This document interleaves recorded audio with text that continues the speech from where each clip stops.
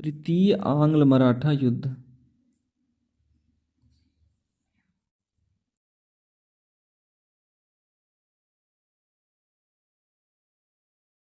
अठारह सौ 17-18। ठीक है, घटनाक्रम लिख लो।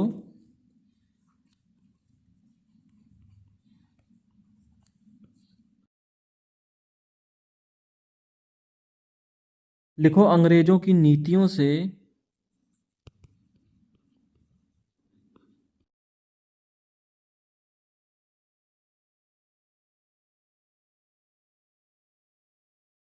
पेशवा एवं मराठा सरदारों में असंतोष।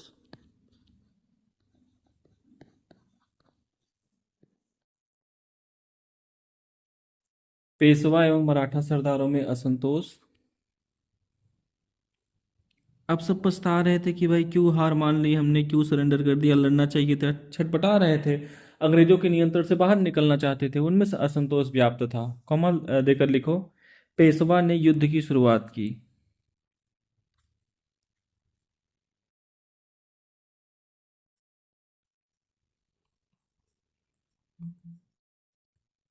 लिखो, युद्ध में मराठों की पराजय।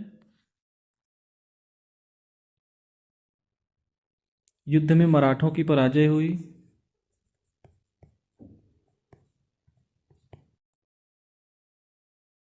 इसे में लिखो, पेशवा का पद समाप्त कर दिया गया।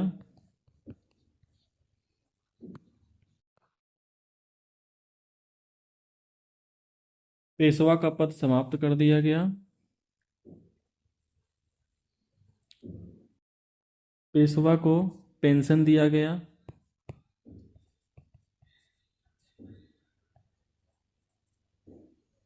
पेशवा को पेंशन दिया गया तथा कानपुर के नजदीक रहने के लिए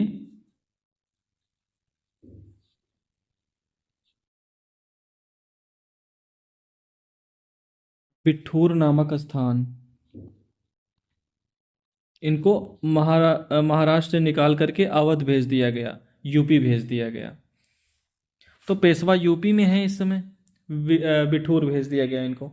यही पेशवा अब यूपी में रहेंगे। जब पेशवा की मृत्यु हो जाएगी तो इनके पुत्र को अंग्रेज पेंशन भी नहीं देंगे। तो पेशवा जो है कानपुर में 57 के विद्रोह में कानपुर में बड़ी भूमिका होगी इनकी। ठीक है, ऐसे ही एक चैन बनता चला जाएगा। ठीक है, तो पेशवा को पहले निकाला गया। इसी में लिखो, शिवाजी के उत्तराधिकारी, शिवाजी के उत्तराधिकारी को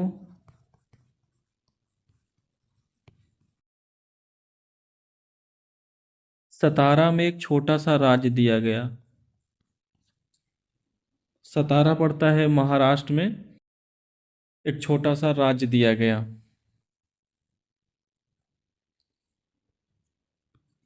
इस दौर में भी छोटी बड़ी बहुत सारी संधियां हुई हैं, उसका कोई महत्व तो नहीं है, क्योंकि द्वितीय युद्ध की संधियां ही निर्णायक है, बाकी औपचारिकताएं हैं।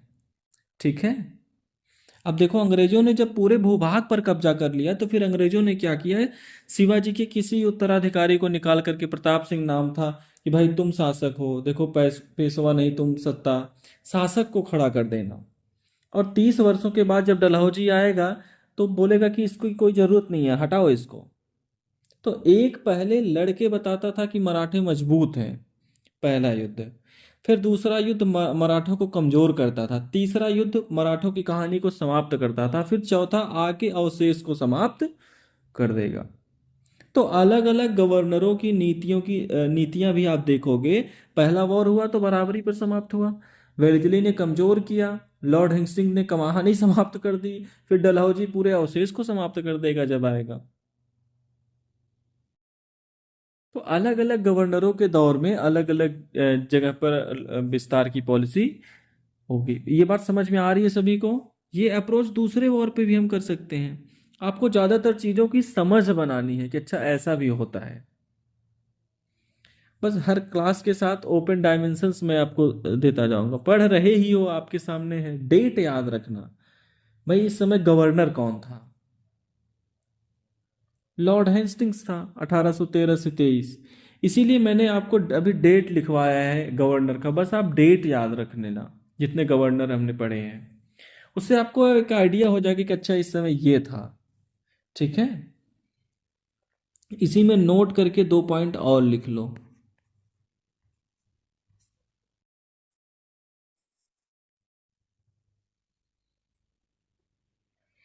पहला पॉइंट लिखो, तृतीय मराठा युद्ध से पूर्व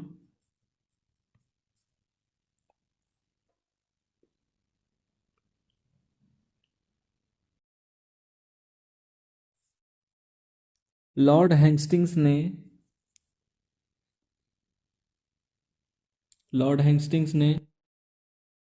पिंडारियों की शक्ति का दमन किया।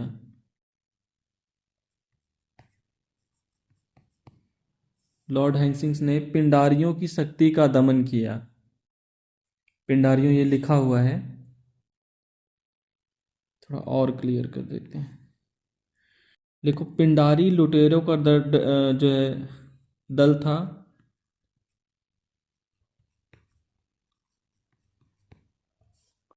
लुटेरों का दल था जो मराठों के साथ सैनिक अभियान में जाया करता था।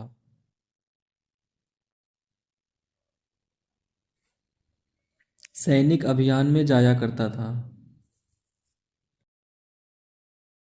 जैसे मराठा जब कहीं अभियान में चलते थे, ठीक है, तो पिंडारियों के नेताओं को आमंत्रित करते थे कि वहां चलना है। इन्हें वेतन नहीं दिया जाता था, बट ये लड़ाकू लोग थे, ठीक है, और ये जाते थे, जो भी लूटपाट का हिस्सा मिलता था अपने पास रख लेते थे।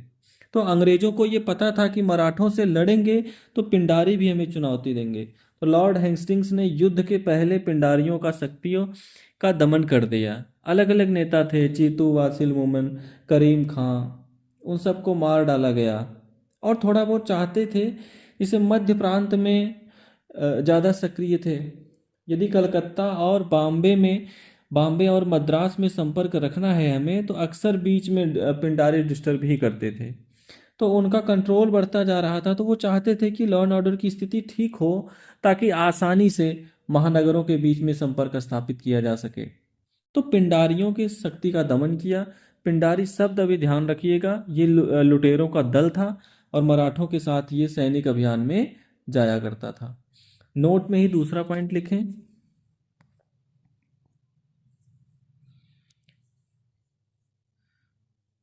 क्या इस युद्ध के दौरान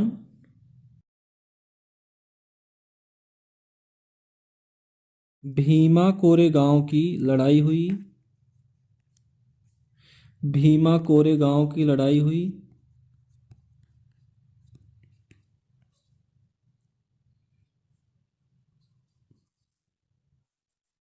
ठीक है, पेशवा और अंग्रेजों में 3 लड़ाई हुई थी, उसमें एक कोरेगांव भी था। ये सब बैटल वगैरह है, बहुत न्यूज में नहीं रहता है, बट कोरेगांव जो है अभी बहुत न्यूज में रहा है महाराष्ट्र में। जब इसके 200वीं जयंती मनाई गई, इसको लेकर काफ़ी हिंसा भी हुआ, हंगामा भी हुआ। अभी भी थोड़ी दिन पहले जो है जो ये न्यूज में रहा। ठीक है, तो ये महाराष्ट्र में हुआ था कोरेगांव की लड़ाई। पेशवा के यहाँ हार हुई थी। ठीक है, जैसे टीपू सुल्तान कर्नाटक की राजनीति में हमेशा न्यूज में रहते हैं। बंगाल में कोई बंगाल में न्यूज में नहीं आता है, बट टीपू सुल्तान, टीपू जयंती को लेकर के लगातार वहाँ चर्चा है। कोरेगांव को लेकर के ये लगातार न्यूज में बना हुआ है।